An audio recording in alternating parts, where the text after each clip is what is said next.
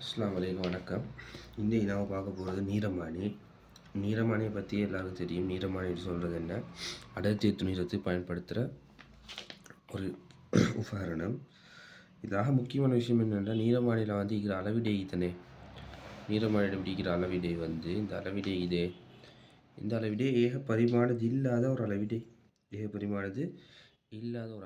அதாவது எப்படி இருக்கும்னா, இங்கே அளவிடை பெருசாகவும் போப்போ அளவிடை சின்னதாகிட்டு போகும். மெயின் லைன், இந்த பெரிய லைன் சின்னதாகிட்டு போகும். நடுவில் குட்டி குட்டி லைன் வரும், சின்ன லைன். அது காரணம் பார்ப்போம். சரியா? இது ஏகப்பரிமாணமற்றது ஒரு அளவிடை தேய்க்கும் நீரமானிக்கு. ஏகப்பரிமாணமற்ற ஒரு அளவிடை தேய்க்க போகுது நீரமானிக்கு. அப்போ வளமையாக அவங்களுக்கு தெரியும், ஒரு மீட்டர் கோலில் நேற்று போன ப்ராக்டிக்கலில் பார்த்தோம், கீழே தான் பூஜ்ஜியம் இருந்துச்சு, மேலே தான் கூடி கொண்டு போச்சு. ஆனால் இங்கே மேலேருந்து தான் கீழே கூட்டிகிட்டு வருது. அது காரணம் பார்ப்போம். சரியா?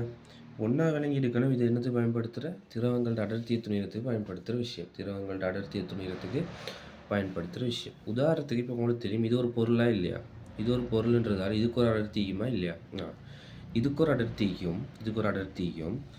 அப்போ இந்த நீரமானியோட அடர்த்தியை நான் எப்படி சொல்கிறேன், ஒரு 300 எடுக்கிறேனே. நீரமானியோட அடர்த்தி பொருள் தான் நீரமானியோட அடர்த்தி 300 கிலோகிராம் -3 எடுக்கிறேன்.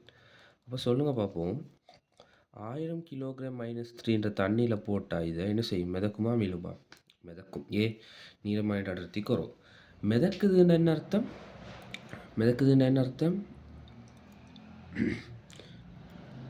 சொல்லுங்க, மிதக்குதுன்னு என்ன அர்த்தம்?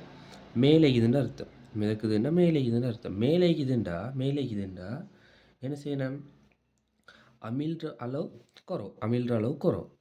அதே நான் 10,000 கிலோகிராம் -3 போட்டால் என்ன நடக்கும்? 10,000 கிலோகிராம் -3 போட்டால் இதை விட இதில் மிதக்கிற அளவு கூட, நல்லா மிதக்கும். அடர்த்தி கூடின திரவத்தில் போட்டால் நீரமானி என்ன செய்யும்? நல்லாவே மிதக்கும். அதாவது நல்லாவே மிதக்குதுண்டா நல்லாவே வெளியேக்கணும். திரவத்து நீரமானிண்டா நல்லாவே 7 அளவு வெளியேக்கணும். அப்போ 7 அளவு வெளியேக்கணும்டா 10,000. அப்போ இந்த இடத்துல தானே வாசிப்பு எடுக்க போகிறேன்னா, அப்போ நல்ல விலையை கொள்ளணும். 10,000 அதாவது 2,000 குறிச்சிக்கிறேன். அண்ணளவா 10,000 எல்லாம் நினைக்கும், நல்லா கீழேக்கும். அதே உதாரணத்துக்கு சொன்னேன்னா, 300 கிலோகிராம் -3 நீரமானி. அப்போ நான் 100 கிலோகிராம் -3 திரவத்தில் போட்டுறேன். அப்போ பாருங்கள், திரவமே 100 கிலோகிராம் -3 திரவத்தில் போட்டேன்னா நீரமானியை என்ன செய்யும்? நீரமானி திரவத்தில் இப்போ அமிழும். நீரமானியோட அடர்த்தி கூட திரவத்தில் அமிழும். நீரமானியோட அடர்த்தி கூட. ஓகே, அப்போ நீரமானி அடர்த்தி கூடனா நீரமானி திரவத்தில் அமிழுதுண்டா தண்ணி இப்படி திரவம் அப்படிக்கிண்டா நீரமானி என்ன செய்யும்? 7 அளவு கீழே போகும். அப்போ 100 கிலோகிராம் -3 நல்லா கீழே போகுதுன்னா 100 இங்கே அளந்து எடுக்கணும் மேற்பகுதியில். 10,000 கீழே போகுதுன்னா 10,000 தான் இங்கே அளந்து எடுக்கணும். 10,000 இது 100 இது. 100ல் நீரமானி அமிழும் நல்லா. நீரமானியோட அடர்த்தி நல்லா பெருசு 100ஓட ஒப்பிடக்கொள்ள.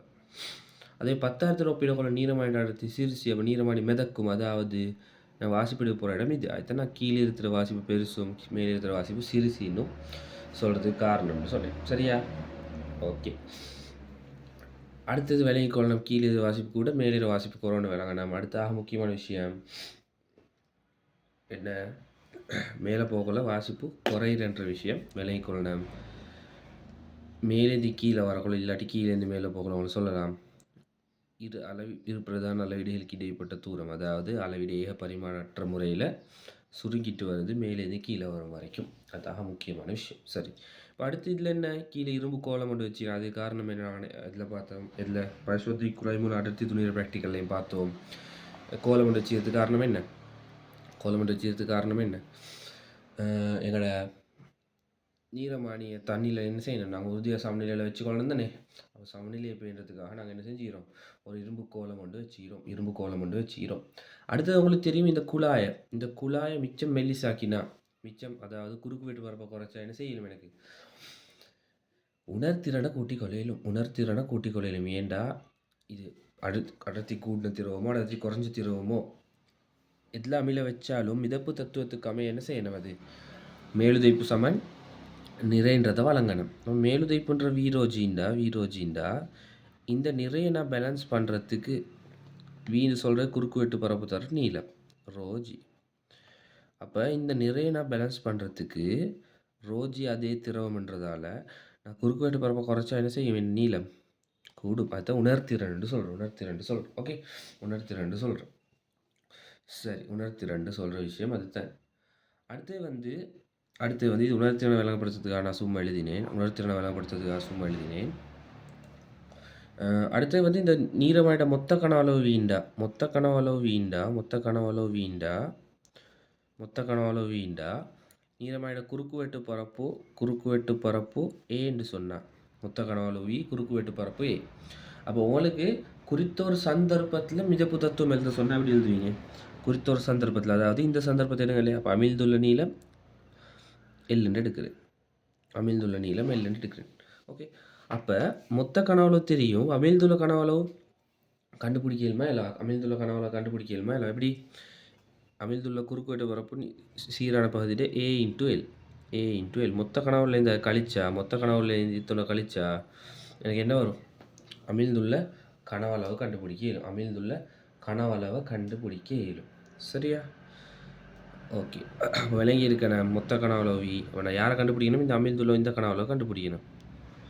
ஓகே, இப்போ வி மைனஸ் ஏ இந்த துண்டை கழிச்சா தான் கீழே இருந்து வரும். ஏஎல் போட்டால் இது வரும். அதோட நான் இதையும் கூட்டணும். இதில் கனவுல எனக்கு தெரியவே நான் என்ன செய்கிறேன்? எச்சை கழிச்சேன்னா எனக்கு மிஞ்சி அப்படியே கனவளவு இப்படி வரும். அப்போ என் கனவளவு தெரியும் அடர்த்தி, அமிழ்ந்துள்ள திரவத்தில் அடர்த்தி ரோஜி திணிவு எம்ஜி. அதாவது வி ரோஜி சமன் எம்ஜி. வீன்னு சொல்கிறது அமிழ்ந்துள்ள கனவளவு தான் இந்த துண்டு அமிழ்ந்துள்ள கனவளவு. உங்களுக்கு யாருக்காலும் இந்த குறுக்கு வெட்டு இதில் கனவளவு தந்திருந்தாங்கண்டா வி நோட்டுண்டு, அப்போ எப்படி எழுதலாம்? உங்களுக்கு வி நோட் ப்ளஸ் ஏஎல்ன்னு எழுதலாம். ரோஜி ஏ இந்த கனவளவோட இந்த கனவளவு கூற்று. அப்படி இல்லாட்டி மொத்த கனவளவுலேருந்து இந்த வெளி கனவளவு கழிக்கிறது. ரெண்டு ஒன்று தான். இது தொடர்பை பார்த்தாலே உங்களுக்கு விளங்குது. தொடர்பை பார்த்தாலே விளங்குது. ரோக்கும் மெச்சுக்குமான தொடர்பு என்ன? ஒரு சீரான தொடர்பு இல்லை. ரோக்கும் மெச்சுக்குமான தொடர்பு சீரான தொடர்புண்டா தான் என்னைக்கும் என் பரிமாணமும் ஏக பரிமாணம் அமைக்கப்பட்டிக்கணும். ரோக்கும் மெச்சுக்கும் தொடர்பு சீரற்ற தொடர்பு. ரோ 5 மடங்கு ஆகினா 5 மடங்கு ஆகாது. இங்கே கழித்தல் ஒண்டி இது இல்லாட்டி இதை பார்த்தீங்கன்னாலும் சரி, ரெண்டும் ஒன்று தான். சரியா? ரெண்டும் ஒன்று தான். ஓகே,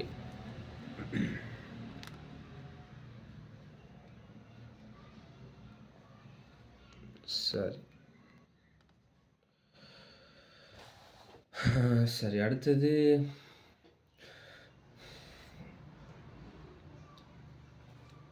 நீளம் நீளம் அளத்தலின் வலுவை குறைக்கணும்னா என்ன செய்யணும்? குறுக்கு வெட்டு பரவ குறைச்சி நீளம் பெருமானத்தை உங்களுக்கு கூட்டலாம். நான் சொன்னேன் உணர்திறனை கூட்டுற மெத்தட். வேற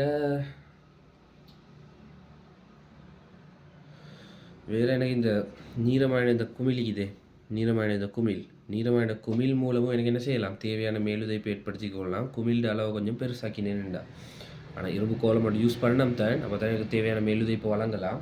இல்லை எனக்கு என்ன செய்யலாம்? நீரமானிய உறுதியான சாமானியில் என்ன செஞ்சு கொள்ளலாம்? வச்சுக்கொள்ளலாம். உதாரணத்துக்கு நீரமானிட புயிர் மயம் கீழே தொழிற்படுதுண்டா, மீயுந்தல் மயம் நடுவில் மயம் தொழிற்படும். அவன் நல்ல உறுதியான சாமானில் நீங்கள் நீரமானியை இப்படி சைடை தட்டி விட்டாலும் என்ன செய்யும்?